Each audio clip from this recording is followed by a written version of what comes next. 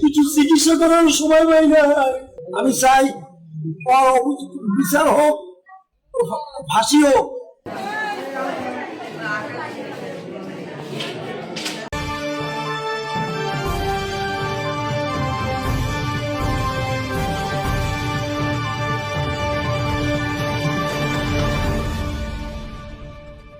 দুই মাস আগে আমার মেয়ে ওরা ডিভোর্স দিয়েছে, তারপর একের পর হুমকি ধুমকিতে তারপর আমরা থানায় যাইয়া ওর নামে জেডি করছি।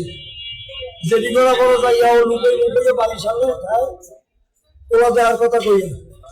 কালকে রাত্রে ছুরি লইয়ে ঢুকছে, একটা বড় ছুরি, এইবার ছুরি দিয়ে ঘাতেছে বুকের উপর, একটা পোষ দিয়েছে, তারপরে কেনুতে কুচাইয়ে মদ কাটতে দিয়েছে।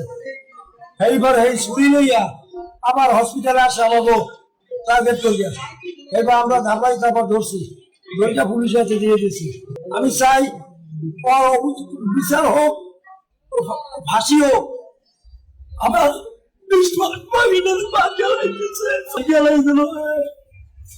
কিছু চিকিৎসা করার সময় পাই না। ওই তো বহুদিন ধরে জ্ঞান নাম শুনি বহুদিন ধরে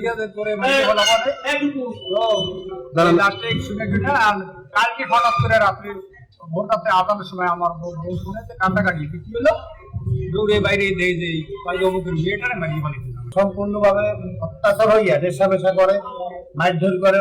কালকে রাত্রে ঘর ছিল খালি, মেয়ের বাবাও ঘরে ছিল না, ভাইও ছিল না, মা গেছিল আর এক বাসায়।